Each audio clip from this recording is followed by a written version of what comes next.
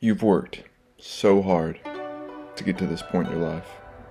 You've improved, you've grown, you've evolved, but yet you still find yourself back at the beginning, repeating these same cycles. And it still feels like you're not making any progress at times. Like you're slipping into these old paradigms that you've worked so hard to get out of. It's almost as if you're working from the outside in, trying to create the changes that will inevitably give you the shift that you need internally to become the person that you need to be. A huge reason for this is something that Dr. Bradley Nelson refers to as the Heartwall. The Heartwall, if not addressed, will consistently show up in your life in every area to hold you back in your relationships, in your business, in your personal life, just everything that you do. You fall back into these patterns because you have a giant wall that is preventing you from moving forward past. And if this wall is there, then it doesn't matter what you do. You're not going to be able to talk yourself and work through it without addressing the core root of the problem itself. So if you want to break through that heart wall, stick around. I'm going to teach you a method that has helped to transform my life, and also my clients' lives as well. Hi, I'm Cody.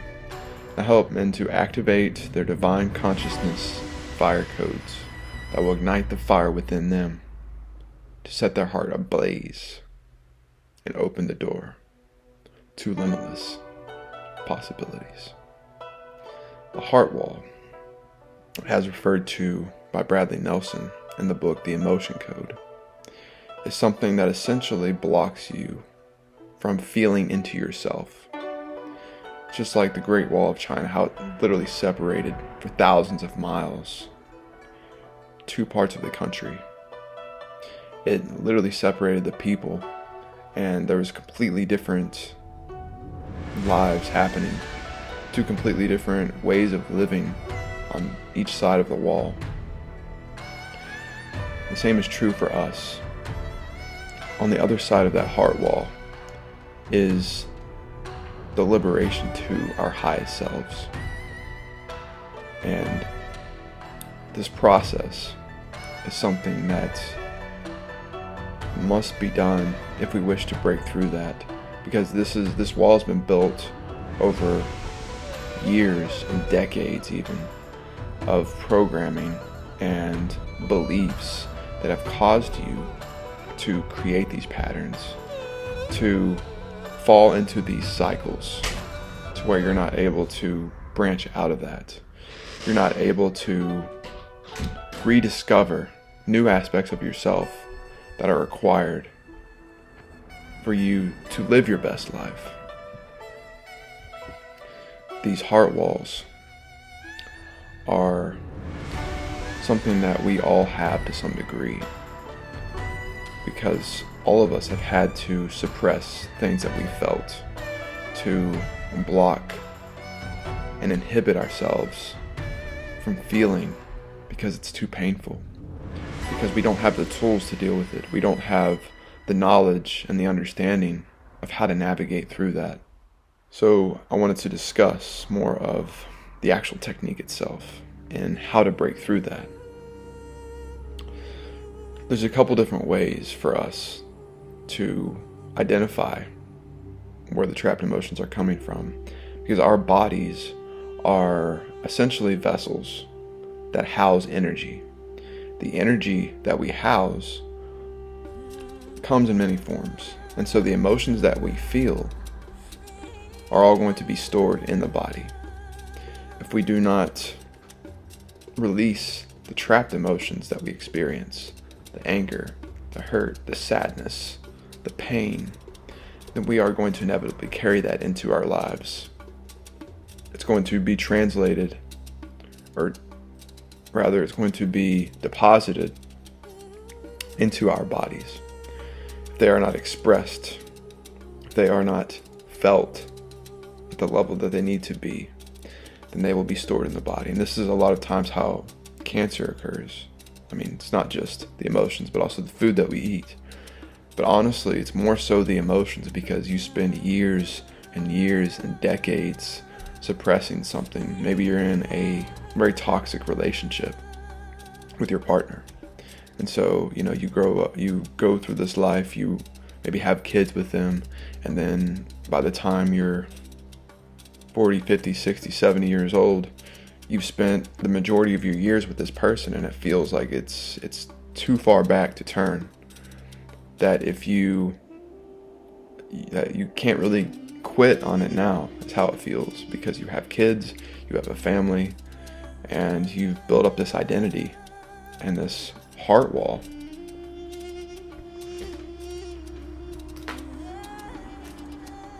What?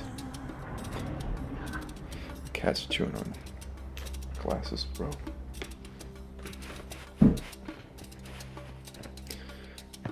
So you've built up this heart wall through just decades of suppressing what you're truly feeling.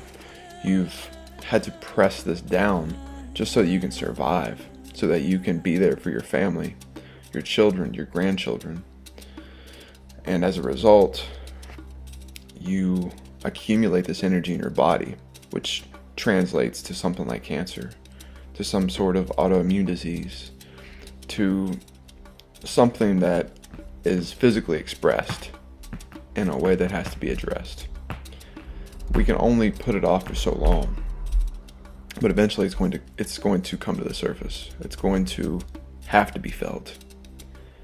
And our emotions are guides. They're teachers that are leading us and directing us to understand parts of ourselves, to understand aspects of our own lives. I've learned from my own experiences that the emotions that I feel have directed me, have guided me in many different ways. Emotions such as anger, for instance, can help you to step into something, to ignite a fire within you that propels you forward. But it can also cause destruction. It can also cause resentment. It can also cause a buildup of energy that eventually leads to an explosion, and not even necessarily with the issue itself, but maybe your family, your partner, someone that didn't even have anything to do with the core issue itself, but it leads to this having to be expressed at some point. And some people don't express it at all. And that's what leads to things like cancer, especially because everything is energy. Einstein proved that. E equals mc squared. So everything translates into an energetic frequency. So every object, every item that exists in this physical plane is vibrating with a frequency, with a resonance. If you shrink down to the molecular level, essentially there are molecules vibrating very fast. And if we understand that, we can understand that even within our own bodies, our thoughts, our emotions, they carry energetic frequencies. So when we feel this energy within us and it's not expressed, it's going to lead to something else.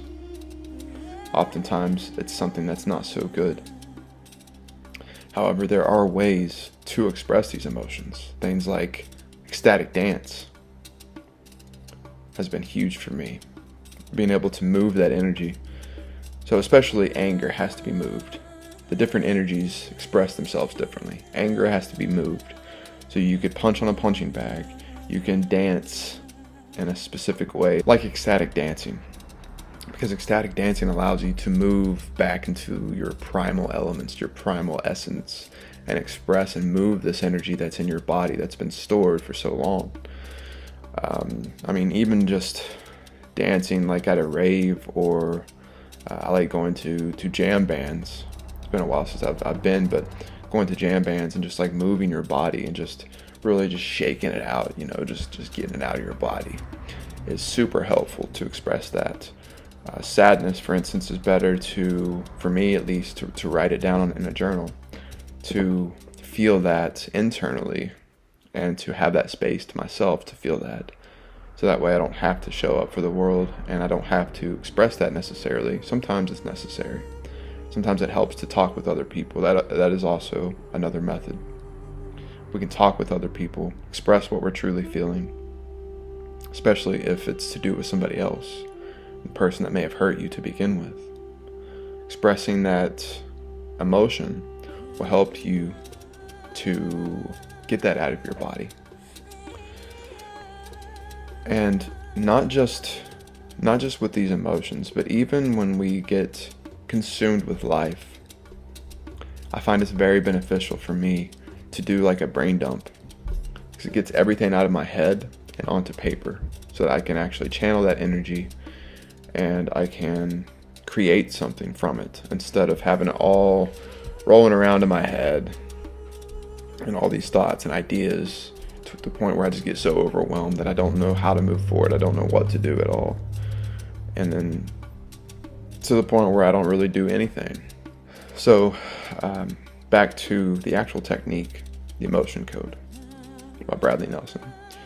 So the best way to do this is to start by first asking your body where there may be trapped emotions. And I do this using a pendulum.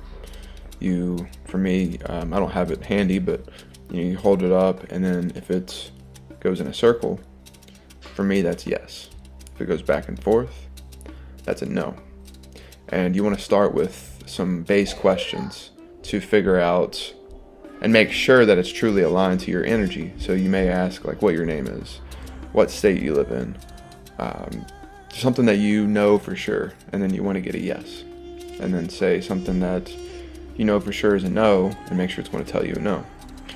Again, everybody expresses and uses this differently, so it may respond to people in a different way. I've read where some people have a yes goes in clockwise, and then no goes in counterclockwise. I've also had it for me where it's certain questions that I'm not meant to know at that time, and it doesn't respond at all. It just stops.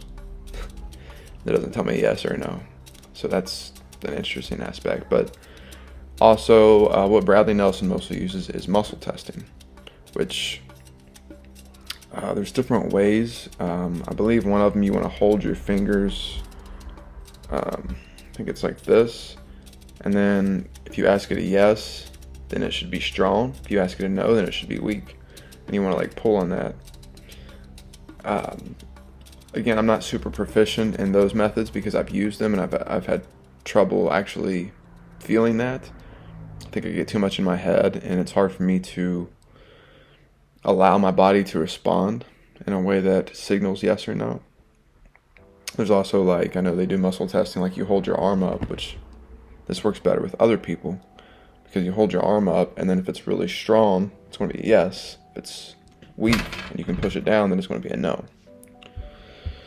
So that's something that generally is done with other people. So if you have someone else, you can do that with them.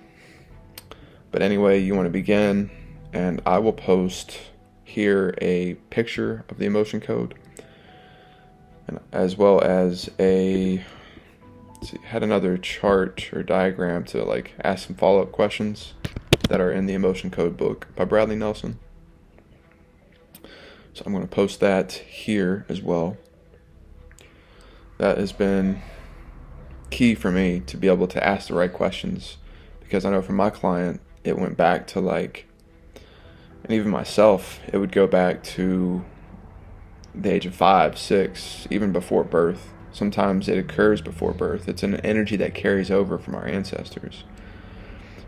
That's been a huge tool for me. And I know when I did that with my client, she would have like, we would have to do it sporadically, not sporadically, like every other week, because it would get to a point where we would do it and so much stuff would come up for her throughout that week that it was like she wasn't able to handle it. So it was something that we had to like begin to split up and to do in small doses as well, because you can, and normally the body will tell you when it's ready to stop. So even if you don't clear it all in one session, which is almost never going to happen unless you just barely have any, which even still, I mean, I feel like to some degree we're all going to have more things that need to be cleared. Even as we go through our daily lives, we're going to experience things that may need to be cleared. Resentment, anger, sadness that doesn't get released. So that's one aspect of it, is being able to use the pendulum to ask the body questions that it will tell you based off of your energetic signature, your energetic frequency. It responds to the frequencies within your body. So there are 2 columns and 6 rows. Each row corresponds to a different part of the body. And the columns are basically the different topics within those rows. So there are, depending on if it's column A or column B, then you'll go down that list, and then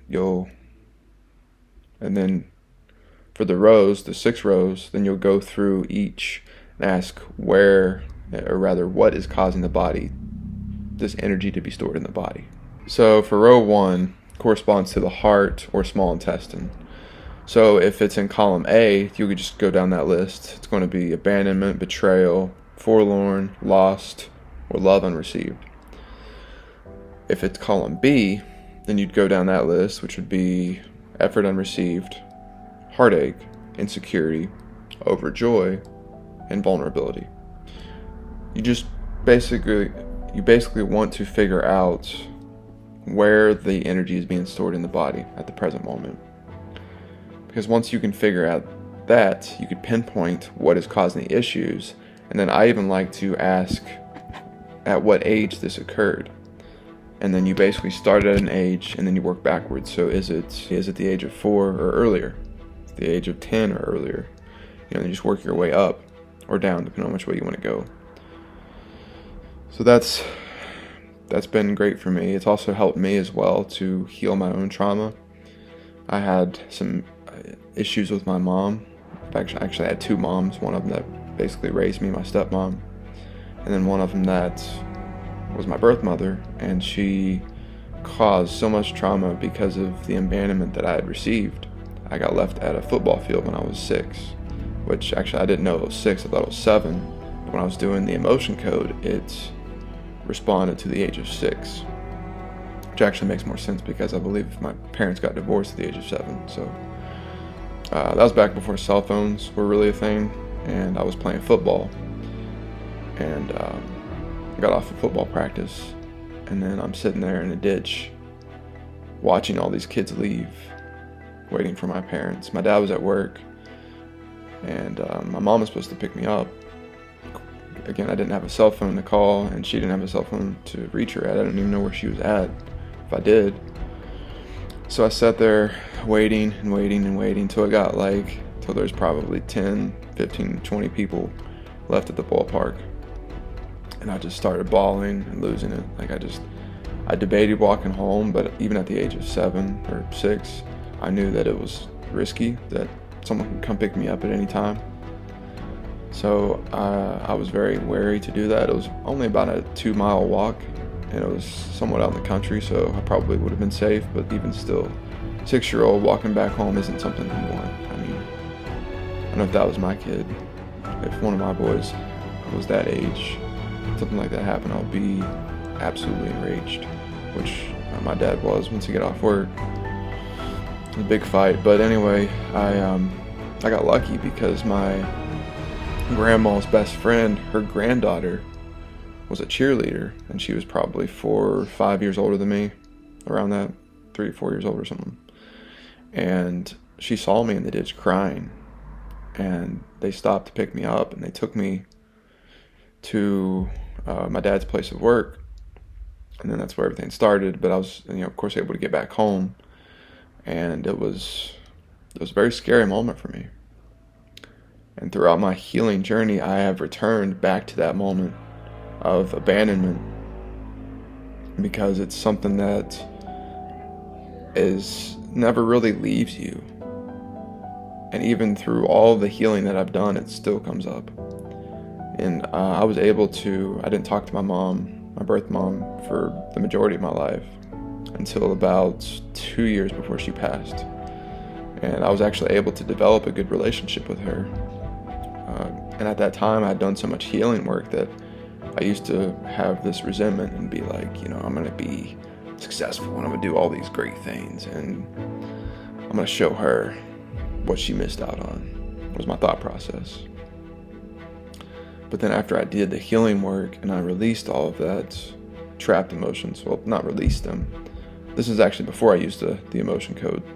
I believe I had discovered it, but I hadn't really worked it into my practice. But I had done other practices, crystal bowl healing. I went to yoga festivals, things like that. That's really where it came into fruition, was doing a crystal bowl healing session, and the word abandonment resonated throughout my entire body. And then I could see all the images of things that had happened, and I just started breaking down. And that's when it really hit me. And that's what really began my journey to heal that aspect of myself. But even still, within the past couple of years, doing the emotion code to myself, it still brings up the feelings of abandonment from that moment. Even when I don't feel it consciously, it's like I don't even feel upset or angry about it like I used to. I still feel that in my body. My body still remembers that. So it's important to release these things, or else it's going to translate into other areas of our life, our relationships, our business, our personal lives.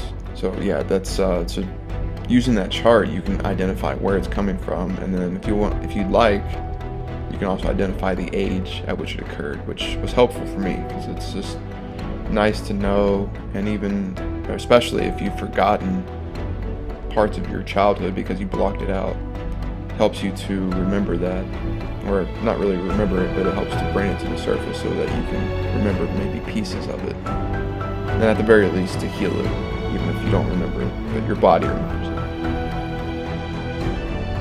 So it's important for us to listen to our body, because the body knows what we need in order to truly heal. Breaking through the heart wall, it comes in various forms. There's many different things that you can do. Like I said, doing the crystal bowl healing meditation for me was kind of what began that journey of breaking down my heart wall. I mean, there's plant medicine ceremonies, there's even different ceremonies that you can do, different ritualistic practices, even going in the woods and having an intentional journey, maybe going camping like on a vision quest. I mean, there's different things you can do to kind of push you to come face to face with this, but I feel like journaling for me was a huge aspect, and of course using the emotion code was a game changer for me as well. So I would love to hear what has worked for you, what has helped you to break through your heart walls, and if you're open to sharing, I'd love to hear kind of the experiences that you have went through and what has helped you to work through those moments. And if you'd like, I can hop on a call with you if you want to discuss it in private so that we can work through those together. I would be open to doing that as well. But regardless, I am super grateful for you being on this journey with you, forging ourselves through the fire of transformation by stepping into the things that make us uncomfortable, stepping into the next level of ourselves. This is why we're here, to push us beyond our current capacity so we can be leaders and shine a light for others to find their path. Peace, love, namaste.